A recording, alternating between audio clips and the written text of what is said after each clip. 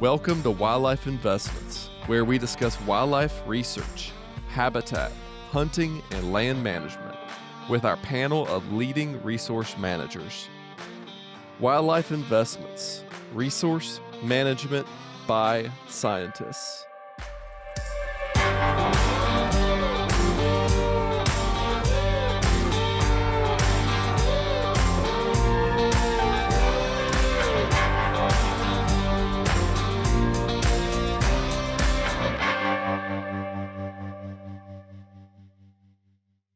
Thanks for listening to Wildlife Investments. We're back with another podcast. I'm Mariah Bogus. I've got Dr. Marcus Lashley and Dr. Will Goolsby with me today. So we're talking turkeys. And both Will and Marcus spend a lot of time working with private landowners, helping them implement management plans, helping landowners work through issues on their properties. And so obviously, they have the Wild Turkey Science podcast, and there's tons and tons of information on there. One thing that we've realized, with time is that a lot of times landowners need or sometimes benefit from having sort of an expert work through their issues that are unique to their property with them and helping them identify what to focus on, what not to focus on. In other words, prioritizing management actions so that they can get the most out of the limited work time, limited resources they have to put into their properties. And so today we were thinking we would just walk through some examples that Will and Marcus have from different properties that they've worked with so that you, the listener, can hear some firsthand experiences of some successes, sort of where some properties were, issues they were having, what they did to overcome those problems, and where they ended up in the past. So with that, I'm going to toss it over to you guys. Go ahead and get started. Marcus, I think that means you. Okay. Well, we recently did an episode about low-hanging fruit, and I think that is good and needed by some, but at least in my experience here recently with clients that are coming to Wildlife Investments and that I have started working with, what I have realized is because we've been doing a lot of this work and trying to get it to people is that they often already have a really good idea of the kinds of things they need to be implementing and even maybe what some of that should look like. And they are looking to us to provide them with some structure on how to lay that out on their property, how it's going to be organized. In some cases, they already have done that and they want us to vet it. They want some confidence from the experts, so to speak, that how they have taken our information and tried to fit it into their landscape is the best way to do it and how we should change it or tweak it to make sure that it is. And, I think those kinds of landowners often, at least in my experience of several now that I can point to, that they're already getting in that mindset, and as soon as you say, yeah, you're good to go, and then they start implementing it, and then you see this huge response in every case that I've worked with.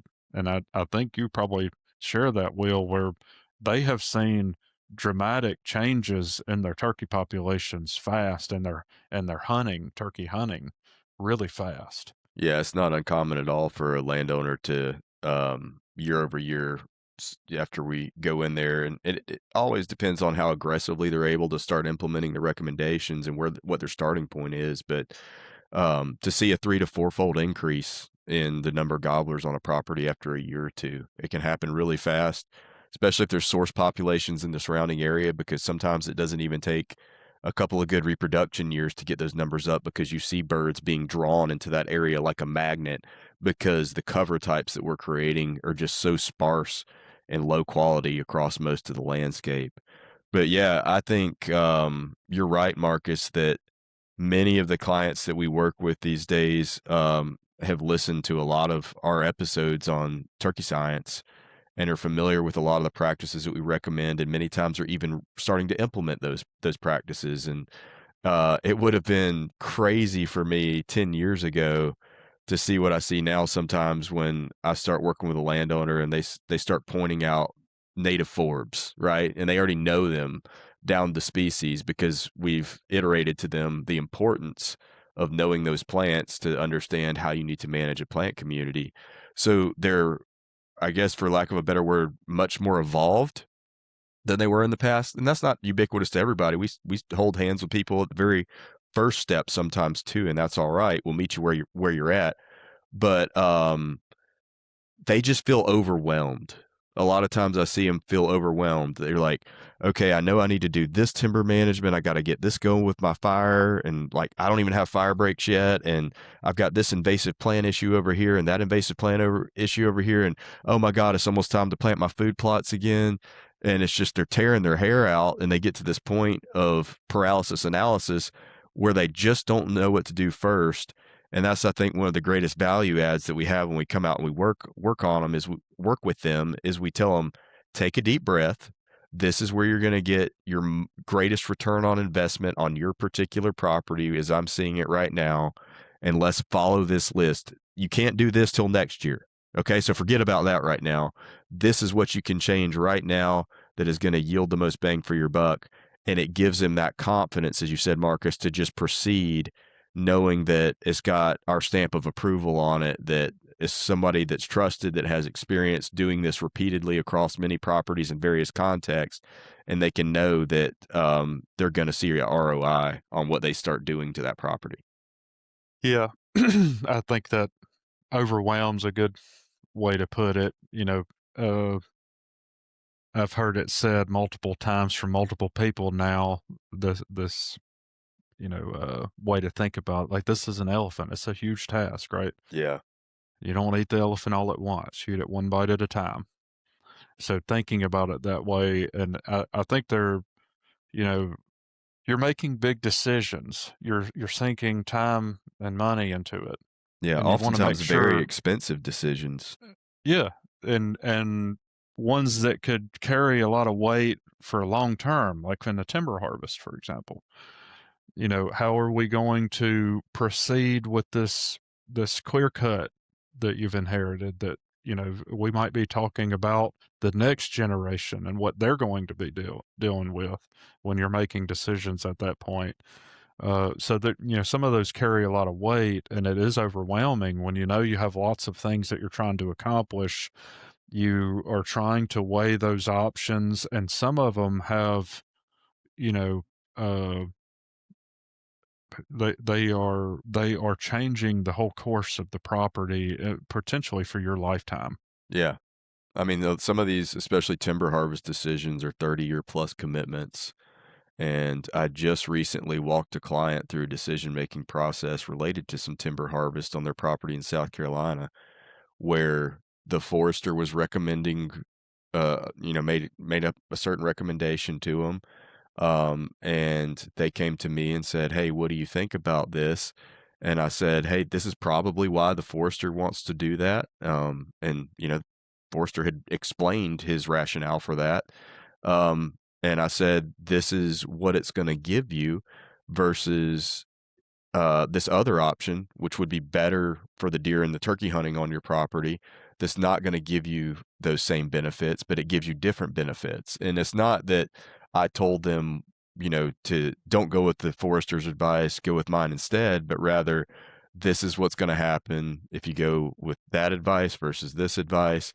And then turn it over to them to make the decision what they want to do with their land. Yeah, because it ultimately could be influencing it for a long time, especially, if you're thinking about turkey hunting. When you're thinking about the huntability of the property and whether or not you're going to have flourishing populations of turkeys to hunt, that's a decision of consequence. And I think Yeah. that's one thing that we have helped provide some folks is that confidence that they need to make those kinds of decisions rather than just not do anything.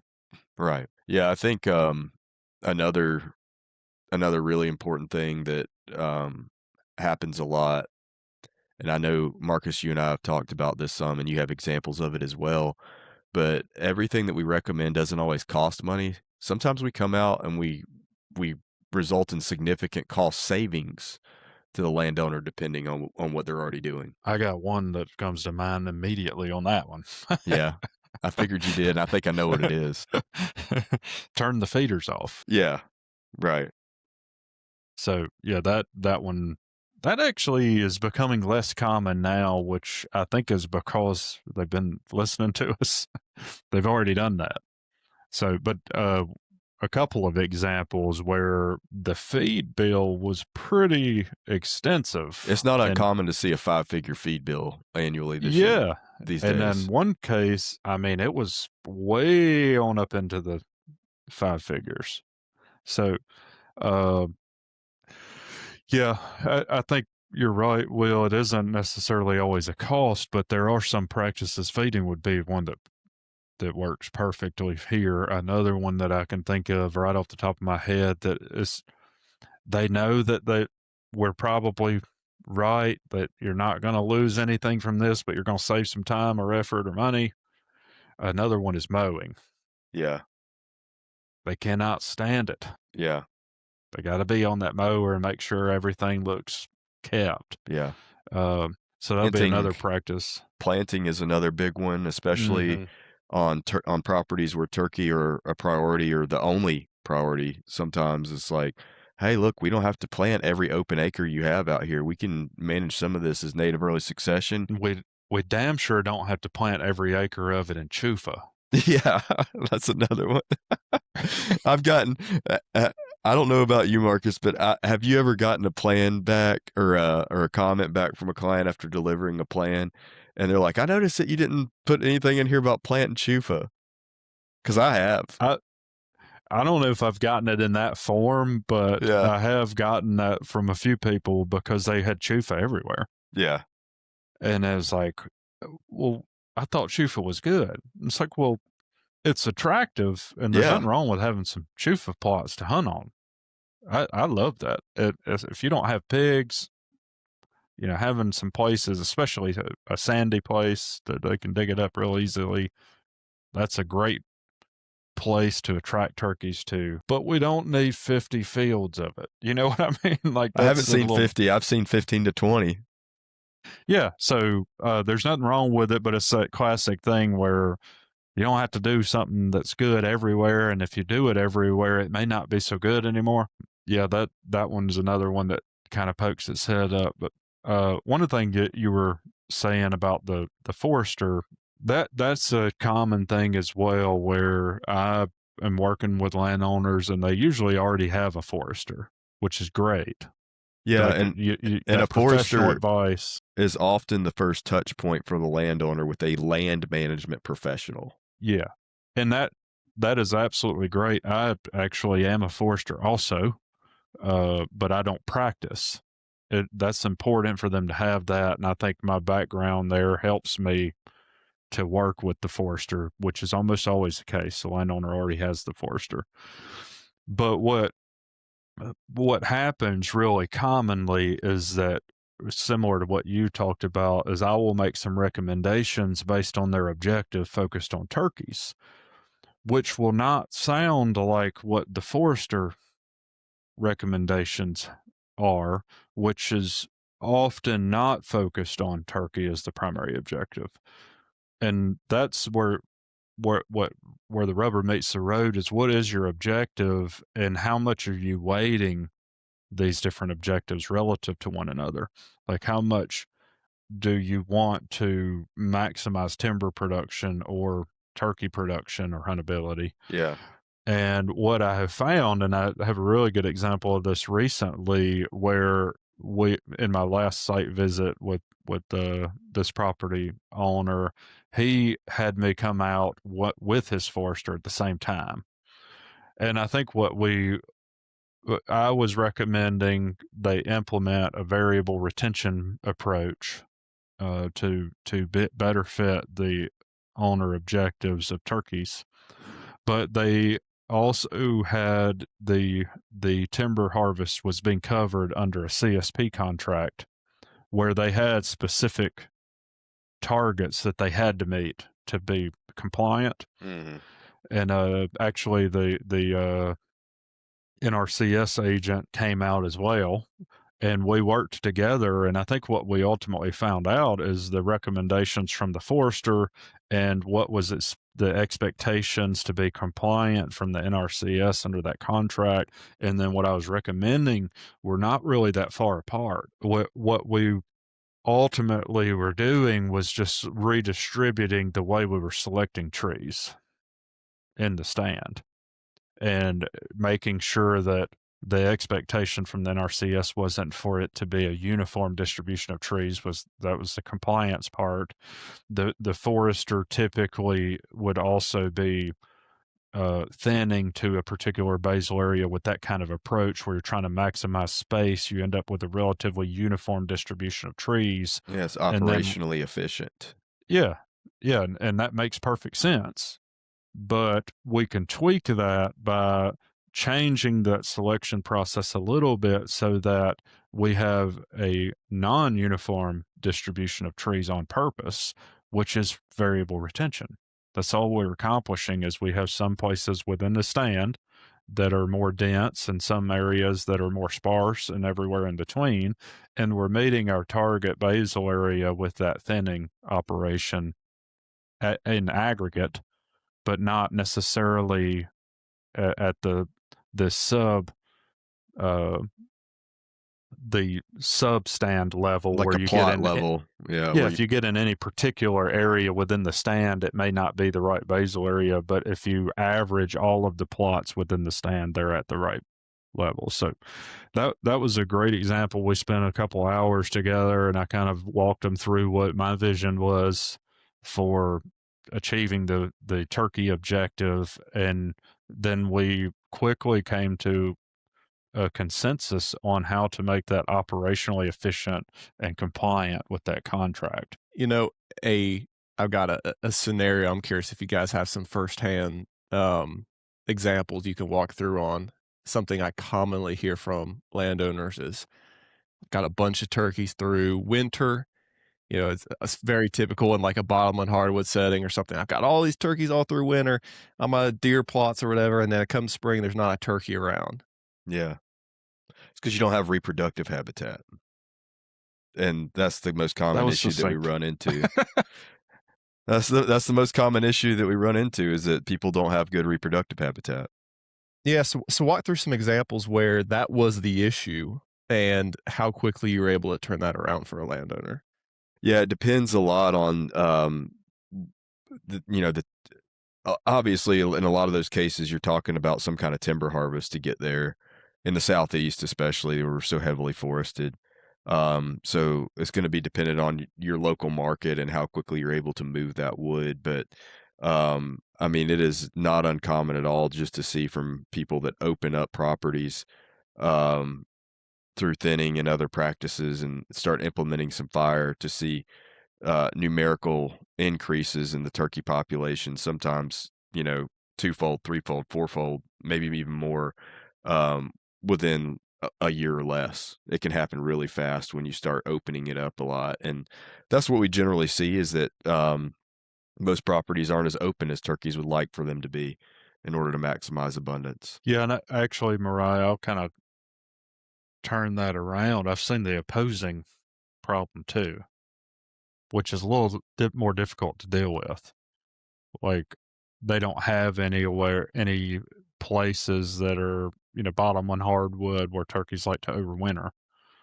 But what they have done is implement some of the types of things that we recommend, where they're managing their forest well with frequent fire and their openings are in good shape. And what they end up with is maybe in the first week or two of season, there's not so many turkeys, but then all of a sudden they got everybody's turkeys. Mm-hmm. They have piled in from the surrounding, and they often are the only game in town You know what's funny in about that, terms of Marcus? nesting and brooding. Is just in the past. I don't know when this is going to air, but we're recording this in third week of March. But it's funny because I have a couple friends and clients that have reached out to me recently and said, they started listening early in March and weren't really hearing much to little to nothing on their property, and then it was like all of a sudden it was just like the floodgates opened as we got into this third week of March, and there's just birds everywhere. And based on that listening, and they were so ambitious and so eager for the turkey season to start, and they just couldn't wait to get out there and listen, that they thought that they weren't gonna have that sizable huntable population that year, but it just took them a little while to break up from the winter flocks and get there. Yeah, and if you've gotten really good nesting and brooding cover, and there are turkeys that are overwintering nearby, and you're the only game in town, that is exactly what you're going to get. They're going to flood in, and that's often the second or third week of season. Yeah. And I have seen that multiple times now, where it's dead up front, and then all of a sudden all the hens are looking for a place to lay some eggs, and all the gobblers are looking for where the hens are. Yeah. I've got that just prompted another recollection from recently too, on another client that had a property where they hadn't seen a turkey on the property in over 10 years. Although they did see turkeys in the surrounding area and just kind of general neighborhood, not on their particular property, which is a fairly small tract. And over the past 2 years, they've started opening up that property considerably. And they've seen their first 3 gobblers and a couple of hens on the property this spring for the first time in that 10-year period. And it's just, Wow. it's so powerful when that happens. And it's just kind of a hallelujah moment. Not only for the landowner, but for me. I get just as excited about it, because not only have I been successful in what I was tasked by them to help them do and accomplish, but just because, in our day jobs as academics, professors, and particularly those that concern ourselves with extending that knowledge to the public, we're trying to serve the greater conservation purpose as well. So we're creating more turkey habitat, lending towards turkey conservation across the landscape. I cannot tell you that, especially to start with, and this has changed over time. I've gained more and more confidence because of these positive outcomes over and over again. But that's a lot of pressure.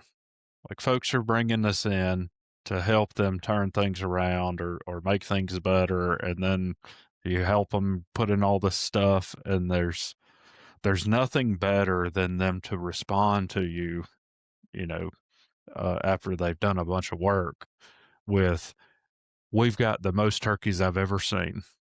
I've got a group of 100. I got that this year."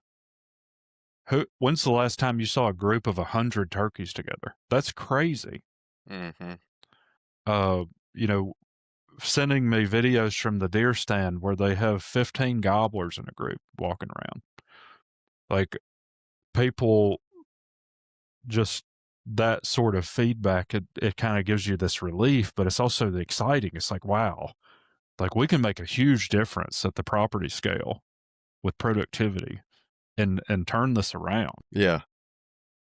I remember I had a Like, client a couple of years ago that I feel like now compared to then, I was a little bit more conservative with some of my recommendations for brooding cover management. And he started implementing it in the places I'd recommended. And he saw such a favorable turkey response to those areas that he reached out. And I've had this happen more times since. He's like, "Can I do more of this? Are there other places on the property where I can do it?" Yeah. Like, I love this. I not only love how many turkeys I'm seeing here, but it's beautiful. Yeah. Well, one of them, you get that's one thing that you're sort of describing this. When you start doing this, it's like intoxicating. Like, you get addicted to it. It's like, all right, I got to do more. Like, you can't. When you see the responses, you just get excited and you want to do more and more and more. And then, one of them responded to me in a similar way where he's like, "Man, I did this stuff and I'm seeing all this. Like, what else can I do?" And I was like, "Well, what all did you do?" And he's like, "I did all of it." It's like, wow, okay. You ate all the elephant. So, then we started building out from that. But I think that speaks to it. Like, this, we've done research on this for years and years. We have a really great handle on it with data on things that can enhance your productivity and huntability of properties, and some of that stuff happens and makes things better really fast. And you know, implementing it yields results. We see it time and time again. There's nothing better from my perspective of, working with somebody and then them constantly feeding you that back. It's like, wow, this is blowing up. The turkey population is just exploding. And that's your simple answer to folks that ask us pretty regularly, why do we focus so much of our time, effort, and energy on habitat and talking about habitat on our show and things like that? It's because we see these types of responses in regards to the practices that we're recommending. So why would we do it differently? Yeah, I need 100 turkeys in the groups on my property. Like, who doesn't need that? Marcus, what I'm hearing from you is you come with a 100 turkey guarantee. Yeah. I wish I could guarantee that. You know what? I would stamp it on everything. The 100 turkey guarantee. Well, that one was just striking. Yeah. But it's not the only example. Yeah. And to be fair, this is landscape context dependent. Yeah. You're not going to get the same exact thing everywhere, but what we consistently do is get a lot more turkeys. Yeah. Than whatever your context was before that. Going from none to 3 or 4 is a 3 or 400% increase, So it's actually an infinite. Yeah. Hold on, I got to do some math real quick. Divide by 0 or divide 0 by. I don't know if you can cut in like the numbers going in front of us with the equations. If I divide by 0. Hey, I'm not a mathematical consultant. I'm a turkey habitat consultant. Exactly. Do you guys have any examples of properties where it didn't work how it was supposed to at first, and you had to kind of drill down to find some other competing issue that was kind of intertwined and compounding and leading to further frustrations? Anything like that come to mind? Because I'm sure there's probably someone listening that feels like, man, I've done everything, but I feel like I just haven't got there. Well, I think that yes. So you've got to meet your expectations with realities, and sometimes that's hard to it's hard to understand and figure out what's going on. And I can think of a couple of examples where they are implementing things really well, and they're not realizing the responses that they want, and maybe that some of that could be expectation, or maybe you're in a landscape context where that's not conducive. But the other thing that I think is really frustrating to people, and it's difficult to navigate, is they are producing lots of turkeys, and those turkeys end up on their neighbors in a feeder. Yeah. And that one is a difficult thing to deal with. Like, how do you combat that? Their answer often is to try to outfeed them. But we're in a situation where we're going to have to deal with that. The surrounding properties are going to influence your success, and it may be because of their lack of productivity or because of the feeding, or some combination. They're definitely influencing things. And I would say that frustration right there is probably the leading frustration that I have worked with the landowners I've worked with, where I would agree. They do all this work to be so productive, and their neighbors aren't, but they're pouring out feed everywhere. Yeah. The other thing, and I just recently had this conversation with a landowner a few weeks ago, in reference to something that I recently presented about how the landscape is changing as a whole throughout the Southeast.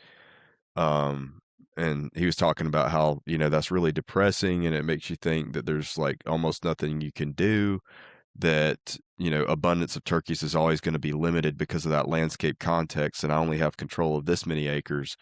But what I reminded him is that the vast majority of properties, while that landscape situation may be limiting what you're ultimate carrying capacity ceiling is, most people aren't even near that ultimate carrying capacity ceiling. So yeah, that ceiling may be lower because of what's going on around you, but you're not even up to that ceiling yet. That's a good point. And that's probably why I hear you guys focusing so much on early succession, right? Thinking about that landscape limitation. Yeah.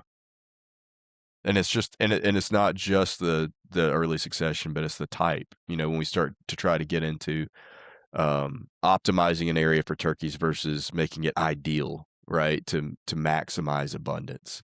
Those are different things. I mean, for folks out there, if you want to think about how quickly you can turn things around, let's take the typical property where their brooding success, because of the lack of high quality brooding cover, is probably in the teens or 20%, let's say conservatively high. We implement some of this stuff and we could expect it, based on the literature, to jump up into the 40 something percent. We're talking about doubling poult survival or more. And then nesting success, we might be, if you have a terrible context to nest in the 20s, and we can get that up near 50% with really high quality management. Like, that's an expectation that's reasonable. Like, we're doubling the number of nests and then doubling the number of poults that survive. Yeah. That's a shit ton of turkeys real fast. Yeah. Yeah, I went through, and there's an example of all this that I give in many talks that I deliver today. And if you add up all the ways that you can positively impact turkey vital rates through habitat management throughout that whole annual life history, you can increase the average number of gobblers produced per year by about 2.5-fold. That's huge. And that is a conservative. You were It is. conservative at each juncture Yeah. on what we could expect based on the research that's been done on turkeys all over the eastern United States in particular.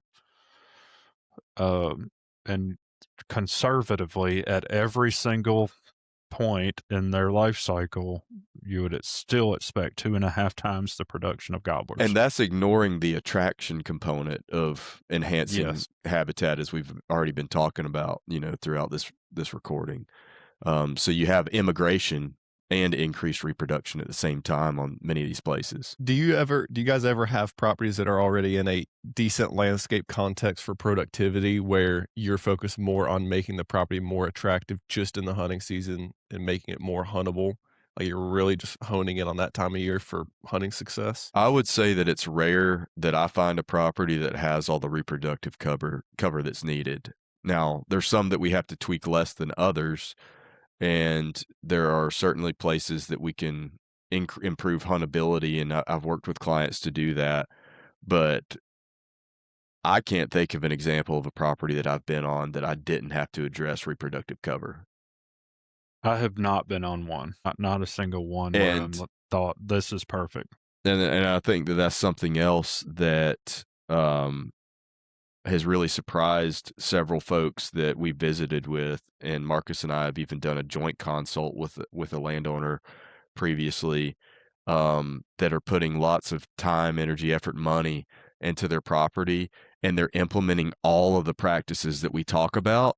They just weren't implementing them correctly.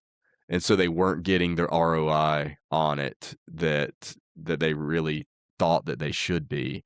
And so we had to tweak. Like, they're still implementing all the same things. They're just maybe tweaking a rate here, a frequency there, thinning recommendation there. It's like all those things are just being dialed in to where they need to be to really realize the maximum gains that they can. It's sort of like they've got all the puzzle pieces, but they haven't gotten them put together correctly yet. Yeah, I can see that being one of the bigger things, especially with turkeys that are a little bit more sensitive to scale of management and juxtaposition for reproduction, where, like, we know deer can, I mean, they'll drop fawns in a Walmart parking lot and some will survive. But I can see saw one with eating French fries yesterday.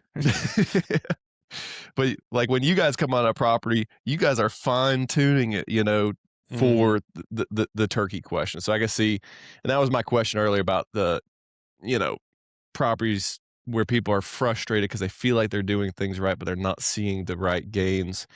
I imagine there's a lot of those that end up wanting to hire you and kind of bring in the expert to say, hey, man, I think we're checking these boxes. Yeah. But to your example before, it's like, oh, it's like a puzzle piece. All the, it's just kind of shuffled out there. It's Yeah. not Mhm. ordered. Yeah. Well, no, I think Will and I have talked about this sometimes. Sometimes it's really difficult to figure out what's going on. Like why are they not yielding results, at least the results that they want? Hmm. So, this it can be challenging to figure out how those puzzle pieces need to go together and what are realistic expectations for you in your context. Yeah. But I mean, to add to that, Mariah, I have seen, almost every property, like I said, does need some enhancement to brooding and nesting cover. But I have also been on properties that need enhancement of roost sites, or they need some kind of specific manage to improve the attractiveness of roost sites.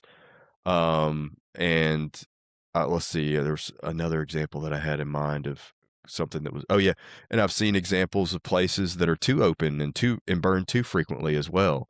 So it's not always just the same, formulaic, like we come in, we recommend the same thing to every landowner. No, every situation is different, and some of them need to be, addressed differently than the status quo. That's something to me is so cool about plant communities is that no two are alike. Like the same practice on one place is never going to, yield the exact same result elsewhere. Yeah.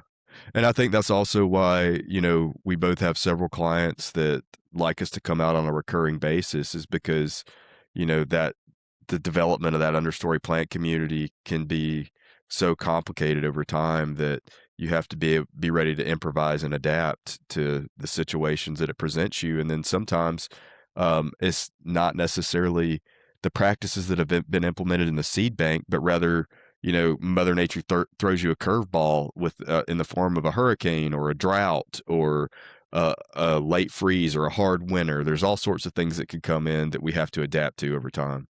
Yeah, and some of it there's a legacy effect of the previous land use that 100%. may not be obvious, right? So we might start you down a path, and I think that's a real value of us with the folks that we're working with long term, is that we get them to start implementing things, and then we come back and help them work through whether or not they achieved what they were trying to, and if not, how can we change it to try to better achieve that.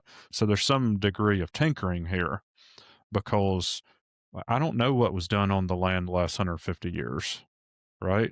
So what I know is what it's supposed to look like and how we can get there in most contexts, and then evaluate that with you to see, did that happen?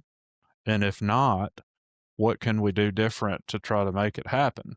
And, we over time develop a maintenance management strategy that is specific for your property.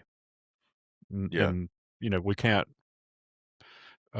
we can plan that out, but there's often curveballs in some of the context. Most of the time it's not much of it, Yeah. honestly, but sometimes there's things that's like, wow, that didn't go the way that should have. This is what you should do it, to Yeah. get a better response. And I think, where people really get the diploma and graduate from the Will and Marcus School of Wild Turkey Management is when we have worked with them long enough that they've had this variety of scenarios thrown at them, and they've seen, the responses that they incur as a result of those scenarios, and they've had to adapt to an adequate number and variety of them, that they get to the point where, I mean, this is the most important point, right? Is that they understand the philosophy of our management rather than just the formula of our management. And once you get a landowner to understand the philosophy, and then they also understand the tools that they can pair with that philosophy to make sure that their plan continues to be aligned with it, I mean, that's like the PhD in managing a property for turkeys. Yeah, I think that's the interesting thing about habitat management and like you guys put out so much information. You don't hold anything back. And I would wager that the nuts and bolts of the information you share with a landowner is the same as on a podcast, but it's not in Yes. context. It's not in their context. Right. You're helping them to understand, to see, to make those decisions, to evaluate, to assess. Like you said, working towards that PhD, they're starting to learn how. Well, and you're also providing them some confidence and reassurance that they Yes. have internalized what we were talking about. They've got the information and they understand how to implement it. And, that to some landowners, that confidence and reassurance is really valuable. Yeah. And it's context specific, as you said, Mariah. We by default have to speak to averages when we're recording like this, but we can't get down to that granular level of detail and understand how the specific plant community responds on your property. And you'll even hear us throw things out like that. Well, this is my baseline, but it depends on this, that, and the other thing. Well, when we come out and do a site visit, that's when we're looking at all those dependent factors and addressing them. Yeah. Well, I think it's a good time to throw out there for those listening that you guys are available for consultation. And for anyone who is interested in having Marcus or Will on their property, working through some of these same situations with them, go to wildlifeinvestments.com and you can find more information there and reach out to us. And I know both of you stay pretty busy, so I don't want to put out a blanket, that you'll be able to get anytime Will full time. But yeah, but there's still some availability there, and so definitely reach out. And in the right situation, you guys do work with people, quote unquote, full time in our premium consulting context, where they get you once or twice a year on the property. You guys are available for consultation even off property to answer questions. You become familiar with the property with them. There's a relationship there, and I think that's something that's really unique and definitely wasn't out there previously. So for anyone listening, you can do this too. Yep. Cool. Absolutely. Enjoy that, guys. Yeah, likewise. And I love working with folks and seeing their positive turkey responses. Well, Love yeah, that too. super rewarding. And turkey hunting with them a little bit. Occasionally, I like to do that too. Yeah. I've seen enough pictures of Marcus on a consult with a dead bird, so I know how that goes. Well, everybody, thanks for listening to another podcast. We're going to have some more turkey-focused stuff coming your way in the coming weeks, so definitely stay tuned there. If you haven't, give us a rating and review for the podcast, and always check us out at wildlifeinvestments.com. Thanks for listening to the Wildlife Investments Podcast.